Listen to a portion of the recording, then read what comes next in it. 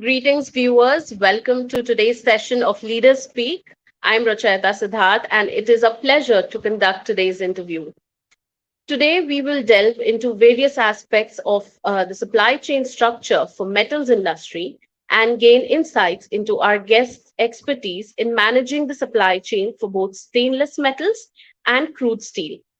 We will also explore the role of cutting edge technologies such as AI and robotics in enhancing supply chain operations in the processed metals industry. Furthermore, we will talk about ensuring supply chain efficiency, reducing costs, and implementing sustainable practices within the supply chain.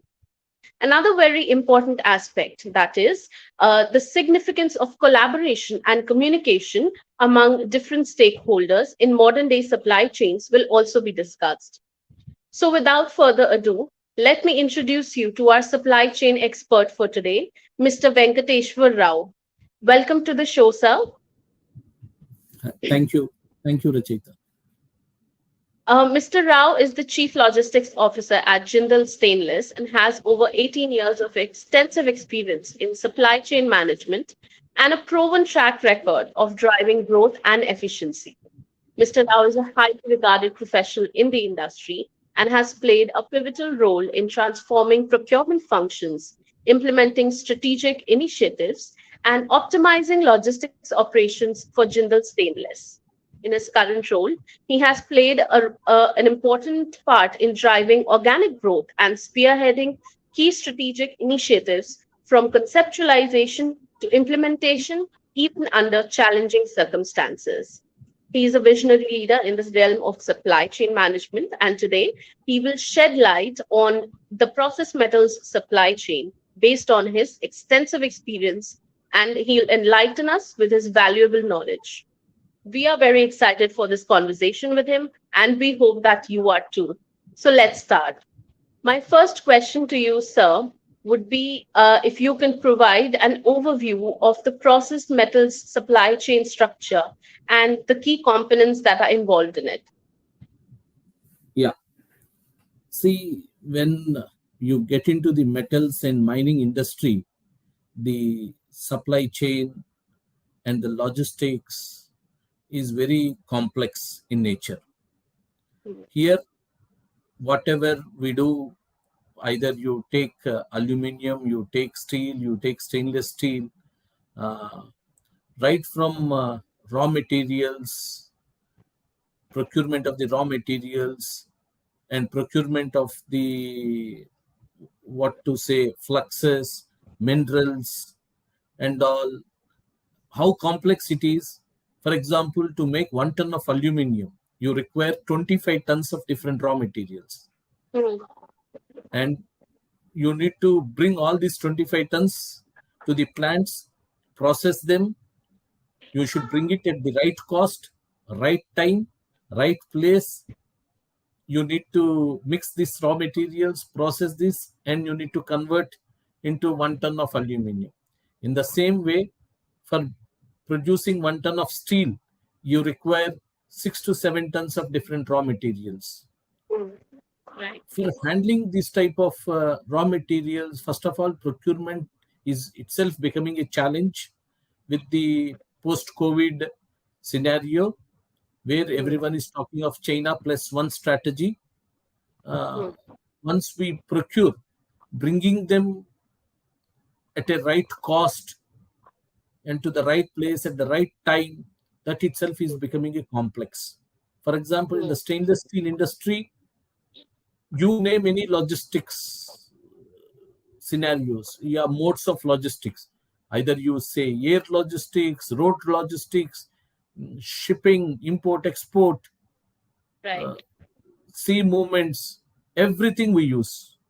Mm, So in that way, to make 1 ton of steel or stainless steel, we do bring different raw materials, that is stainless steel scrap, ms scrap, minerals like nickel, chromium, ferrochrome, and mm, all, and we process it here in our plants, and we produce one of the finest stainless steel. Let me Hmm. inform you, Jindal Stainless, the stainless steel we produce is number one in the world on quality. It's a sought Hmm. after stainless steel metal. In the quality, we are number one in the world. We make blade steel for that matter, and we Hmm. sell 70% of world's blade steel. Hmm. Okay. So Right. Right. we are the leaders in few segments: precision Hmm. steel, blade steel, different applications, and I'm very proud to say on the quality aspects we are number one. Right, That absolutely. said, I think when it comes to steel, Jindal is a name that is, it automatically pops up in the mind of someone who's listening about it or hearing about it. So in that ways, you guys have created a quite a high reputation for yourself, and I must say that it is, in fact, it has been sustained over the years. So, moving on, I'd like to know. I'm pretty curious to know if there's a difference between the supply chain operations, both inbound and outbound, for stainless metals or and the crude steel. And if that is, if it is so, then what would be the differences? yeah, generally we do manufacture stainless steel here through the scrap route, and each SS scrap per ton is very costly, ranges to 2,000 to $2,500 per ton. So we Right. move them in containers. Hmm. Let me inform you, we at Jindal Stainless, we are the India's leading container user for our imports and exports. We Hmm. do use something around 50,000 containers per year, Hmm. both for our plants. So the inward route is we do manufacture stainless steel through the scrap route. So those entire scrap is moved from all over the world, from 60 to 64 countries, through Hmm. containers, and bring it to plants here, one in Hisar and one in Jajpur, and we Hmm. convert them into stainless steel. Handling container logistics, that too during COVID times and the pre-COVID times, is really a challenging thing, but Right. we were able to handle it, and we are just year on year increasing our volumes. Hmm. Right. And what And about crude steel? How does that work? on I the mean, outbound side, even predominantly we do sell around 70% in the domestic markets and 30% in the export markets. hmm, Predominantly, we move them through containers, and so exports predominantly happens to the container mode. Domestic, hmm, we predominantly move by road, and slowly we are increasing our rail share, rail hmm, coefficient in our right. movements of exports and imports as well. Hmm. Right. So when the movement of the output that Jindal Steel produces, when it is at such a huge scale that you are, the largest user of containers in the country, I'm sure technology would be one thing that would be really imbibed in your supply chain processes. So I would like to ask you, what is the role of technologies like AI, robotics, and to the likes of it in enhancing the supply chain operations for the processed metals industry, be it inbound or outbound, or even processing the middle part. Yeah, as you said, technology, digitization. Let me be very frank with you. We are at a very nascent stages on adopting the technology, not only in Jindal Stainless but overall in the India. Hmm, Digitization is just picking up. hmm, People are understanding the AI and the machine learning and all that. But right. yes, we are using. I think we are the only biggest company in India. We are on SAP TMS. It's called Okay. Transport Management System. We don't have different platforms. We Hmm, have only one platform, one single source of truth. uh, hmm, we are the very company around 3 years back has envisaged to bring logistics onto an ERP platform. When we Hmm. talk of digitizing, SAP is number one in that, and we have adopted the TMS ERP suite, where we all our logistics, inbound, outbound, everything is on a TMS platform, and we link through TMS other service providers like the GPS providers and Hmm. other providers do hook on this platform, and we are doing end-to-end digitization of logistics here at Jindal Stainless. Right. And what about warehousing operations?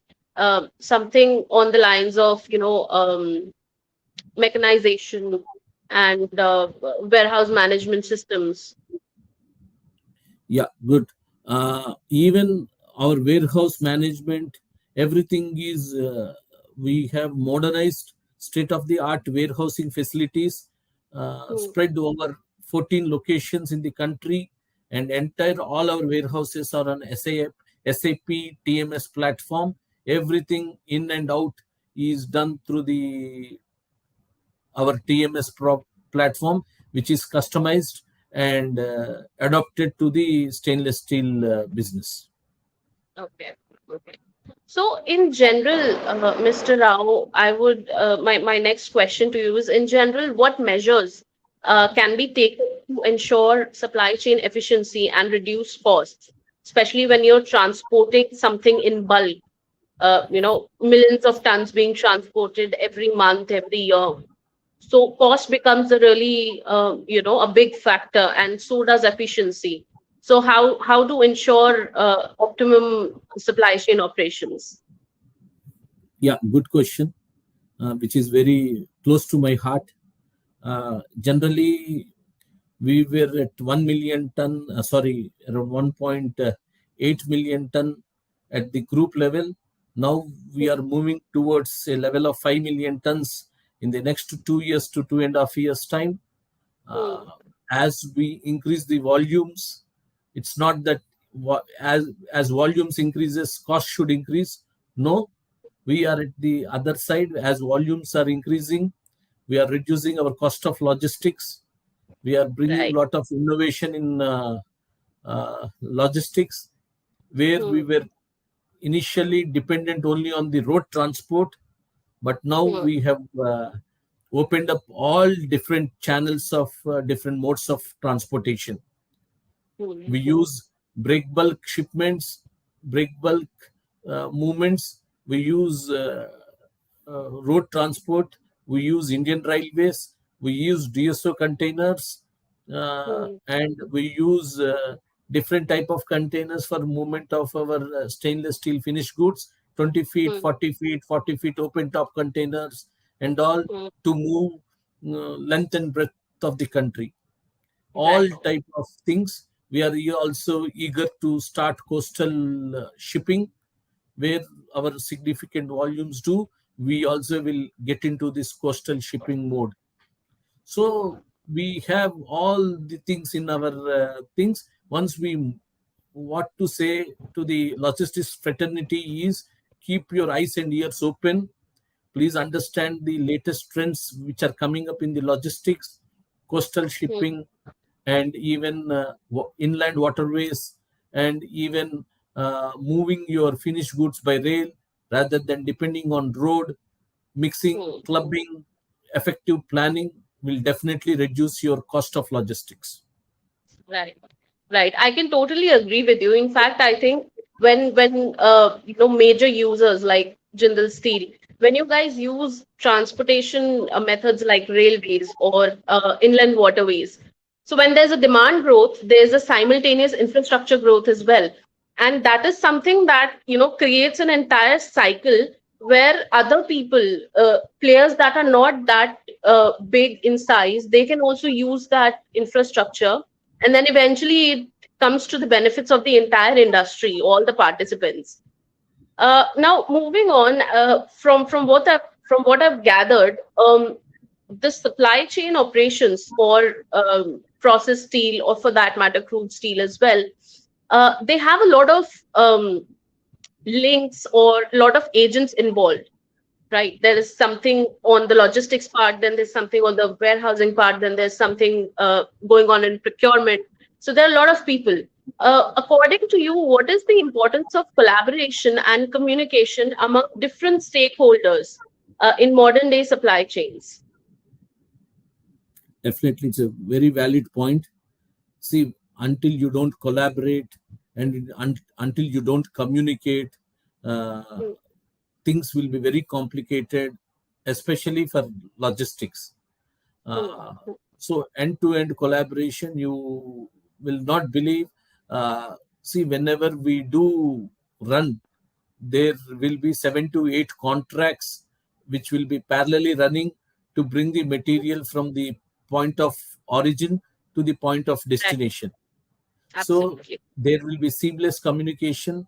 Even Hmm, to reduce these channels or to make it seamless, we are uh, trying to bring in the blockchain technology where hmm, hmm, different parties can simultaneously talk to each other on a platform and get the work reduced and streamlined. hmm, One hmm. classic example is electronic BL. We are Okay. we are actively talking to the service providers Hmm, for our imports and exports. Why can't we bring EBL? And once hmm, we start patronizing using this EBL in the industry, in the manufacturing industry, hmm, uh, the rest of the things and all other service providers also will get into this platform and definitely make this seamless the and in a collaborated way things will move. hmm. The Right. time for documentation, the courier charges, the documentation time, the cost of capital, everything will come down once we go for electronic BL in our imports and exports. And it's very quickly catching up in the country, and we are also trying to bring in the first move advantage in the metals and mining industry. Right, right. Well, all the best to you for that. And so, when we talk about supply chains, it is hard to not talk about sustainability, especially in today's time when not just businesses but entire countries are running after their, Paris Agreement goals.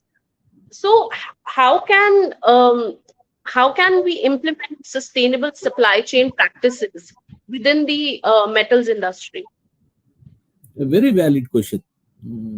Rachita, very valid question. When you are there in the country, in the industry, you need to be a Hmm, very responsible corporate citizen and you need right. to contribute to the environment and Hmm, actually, yeah, everywhere. I have 2 decades of experience in the supply chain. Uh, hmm. we were not that, what to say, careful on the ESG aspects in the past, but the awareness on the ESG aspects have increased manyfold. Right, right. Manyfold. See, we are Hmm, getting into green steel manufacturing. hmm, Lot of awareness had come down. We are moving our supply chains from road mode to rail mode. Let me give you hmm. a statistics. If you move from 1 ton of your road movements to one to rail mode, you will reduce the carbon emissions by 21%. That's So huge. yeah, Yeah. uh, we are around 2 years back. We are at 5% in the rail coefficient. Not even 5%, 2-3% rail coefficient. At Hmm, present, we are moving around 30% of our finished goods through the rail mode, and we hmm, want to slowly take it to 50 to 55% in the next year hmm, time. It's not hmm, only hmm, easing your logistics and hmm, getting you the comfort in moving your goods, but at the same time helping the environment and reducing the tons of carbon emissions in this, and even you're reducing your logistics cost in a huge way. Right. I think kudos to Jindal Stainless and for that matter, the entire group for focusing on their ESG and sustainability goals. So we'll bring this towards an end, and my last question to you would be to share your mantra for optimized export management. Now that also includes timely delivery as well as regulatory compliances. So what would be your, uh, go-to thought for it? Yeah, see, there is no mantra like that. See, you need to keep your you need to be aware of what's happening in the outside world, how the latest things are happening. When you see exports, we at Jindal Stainless do exports at ease. We are very Hmm, comfortable. We do have increased the export volumes year on year in a very hmm, exponential pace. Uh, hmm, we don't have any, what to say, challenges in our exports. hmm, Why? Because we do plan a lot. We do have multi-port strategy, have good contracts in place, and timely execute the contracts, and one ensure that you closely monitor your export supply chain, and ensure at the end of the day customers experience, customer will have a wow experience, then they will give you repeat orders, and at the end of the day, if you can take care of the customer expectations, I hmm. feel 90% job done. Right, right. Customer is definitely the king. So I think we can end this here, Mr. Rao. We have, in fact, in this very short span of almost 20 minutes, we've covered a lot of important things from multimodal logistics to costs and sustainability and procurement. And it was truly a very fulfilling and very enlightening conversation. I'm sure our viewers will also think the same of this. Thank you so much for taking out time today. And thank you so much for joining us. Thank you to the audience as well. So here I am. I'll take your leave. And goodbye, everyone. Thank you, sir. Thank you, Racheta. Thanks, Logistics Insider, for giving this opportunity to share It's our my pleasure, thoughts sir. on logistics. Thank you. It's our pleasure. Thank